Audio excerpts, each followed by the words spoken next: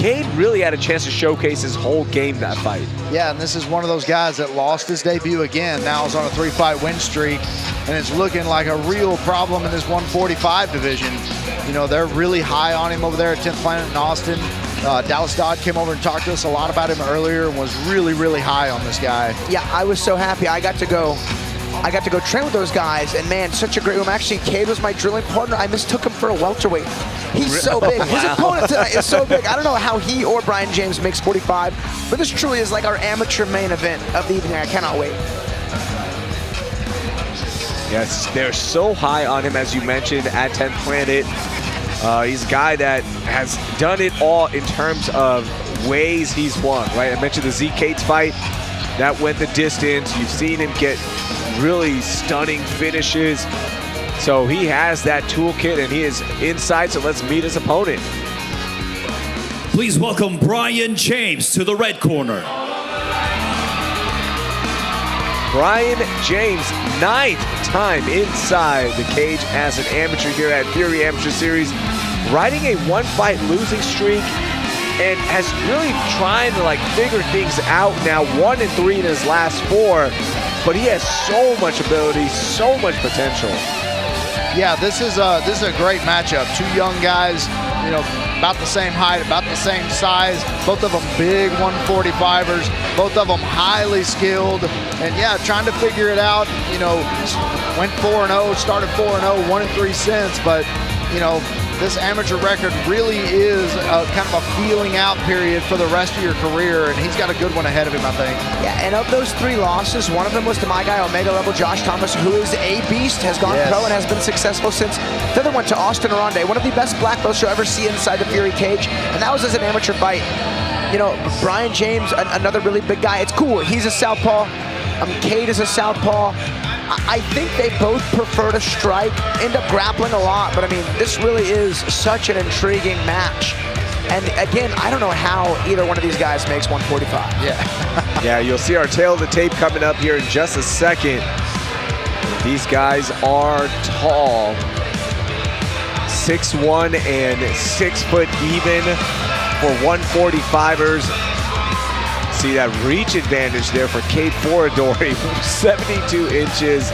Our tail of the tape brought to you by Live Oak Texas Vodka. Both fighters are inside. Let's get our introductions.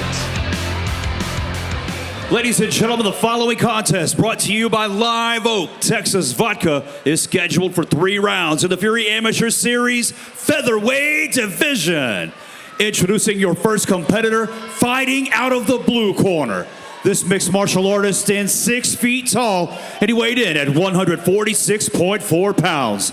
Fighting out of Austin, Texas, his amateur record stands at 3 wins, only 1 defeat.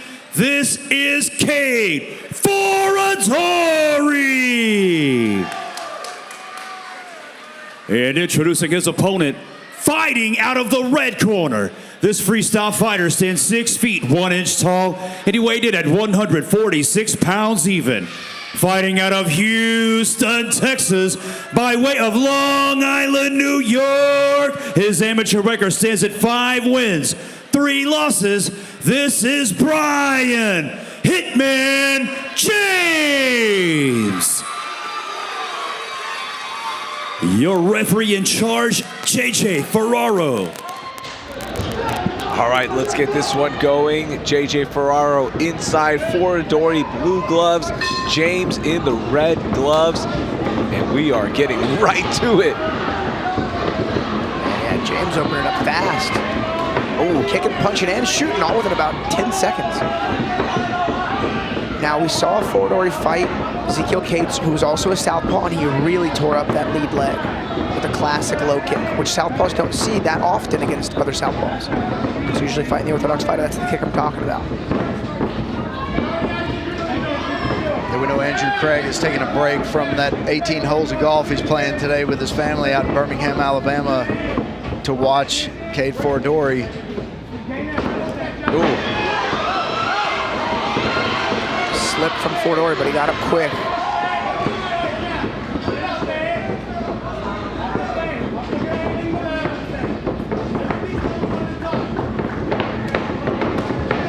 James is one of those guys, he got better in the cage.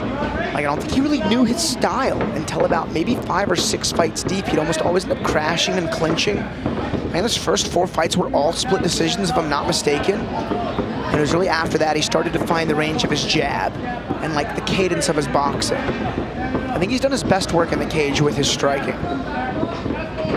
He'll still show signs of that crash style that makes him so hard to read. But yeah, it was that jab that opened things up, Alex, for sure. And then for Cade Foradory, it's just everything is, you know, wherever you take him, he is comfortable being there. Oh man, good sit down on the left hand, yep.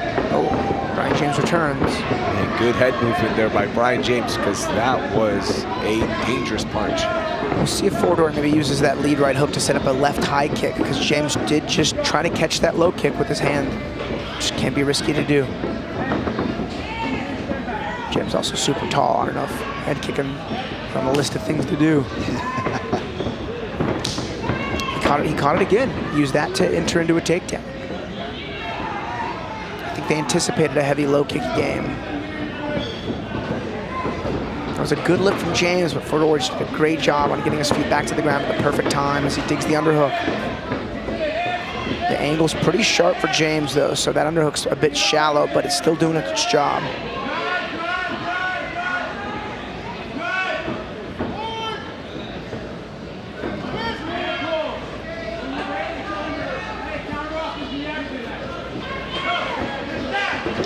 Break in center, we go. Big kick there from Foradory.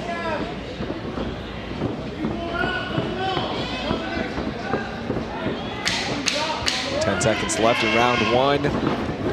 Oh man, both guys landed in that exchange. James really came forward and threw a big combo. Landed a few shots, but Foradory did land a good counter shot. Man, good first round there. Yeah. I think just the intensity of James and I think his volume probably gave him that round, right? Yeah, I think Cade might have been a little surprised at how aggressive he was consistently and constantly in that first round. I mean, James never stopping with the pressure. Foradory landing a couple of good shots here, just missing with that left.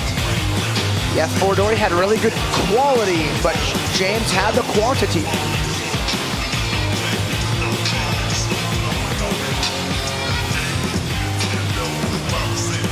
Yeah, very entertaining first round. Another tough one to call. But you're right, Alex, a lot of volume from Brian James.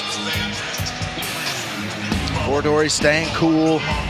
Never really lost his head anywhere in the first round. Didn't make any mistakes, so really, really close first round. All right, let's see what adjustments were made.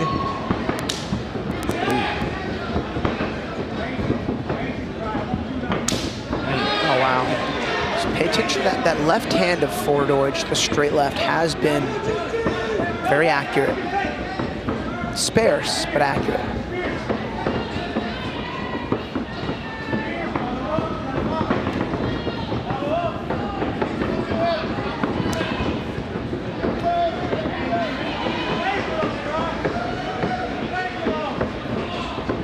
Oh man, notice the right quad there of Brian James. Got a big old bruise on it. Yeah, ooh, big left hand there from Foradory. I think that may have hurt. He hit him again. Yeah, another one connects. Brian James throwing back, another big kick, connecting there on that right hamstring.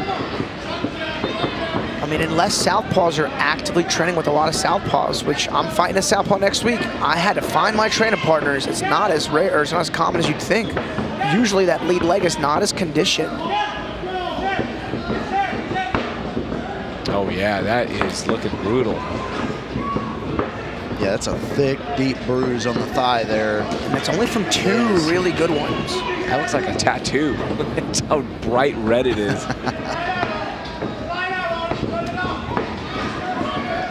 Almost more to the body. Halfway through round 2.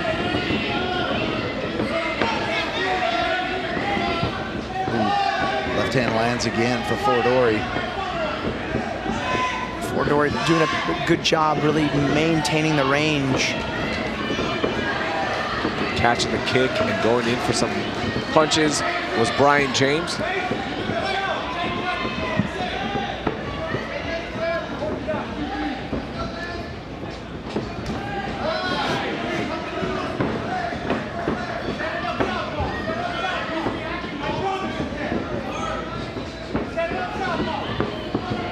Guys anticipating and looking for a counter here.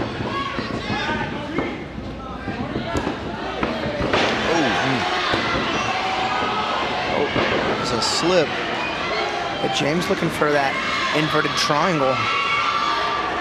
I mean, if he can grab his shin with his right hand. Oh, nope, Foradory knew that. He got his head out very fast. Those are such weird submissions to lock up and then even finish. They're uncomfortable. By the way, just going back to that last kick before we got to the ground, as soon as Foradory connected, James did, I mean, you could tell it hurt. Yeah. That one, it is hurting him. You can tell the Brian James fight camp knew Foradory was going to try to low kick him because he's caught and countered a few times. Oh. Yeah, it was an odd position to punch from, but very effective. I mean, it's funny, James threw an up kick that, if had landed, would have been illegal, but his heel kind of missed. And you saw Foradory was like, well, that was illegal, and they're up insisting it because it missed. We have seen some interesting positions from our amateurs today. 8 fights. This is our 8th one, excuse me, in the Fury Amateur Series. Like you see, that left hand is continuing to land for Foradory. And then a nice 1-2 combination from Brian James. I thought it was a punch that may have landed, but that was he caught his leg and tripped him there.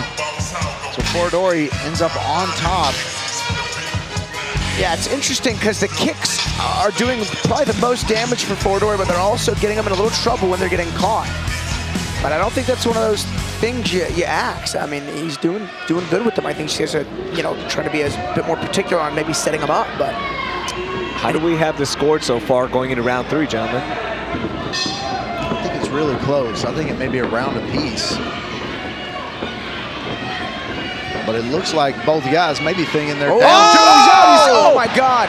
Wow! James somehow in the mix recovering. Is this going to be enough? That is it. Cade Foradory.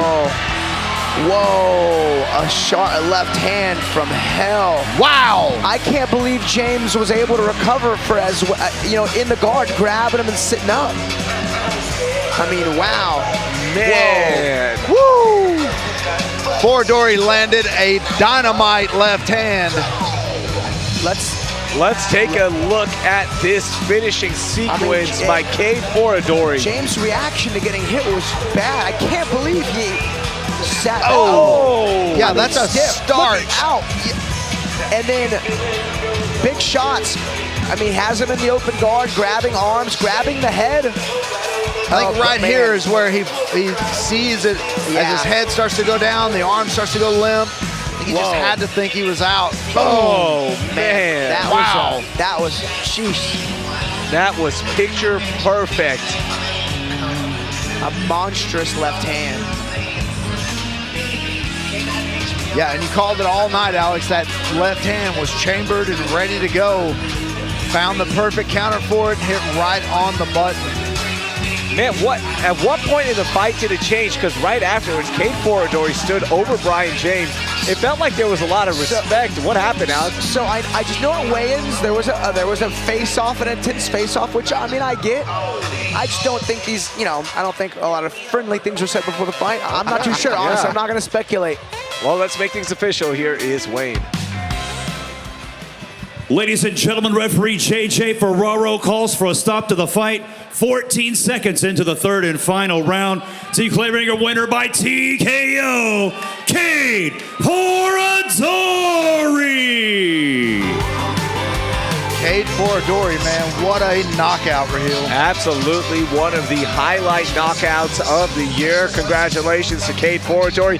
We're going to take a 5-minute break and come back with our pro prelims here, 3 of them. So we will be right here. Do not leave the stream.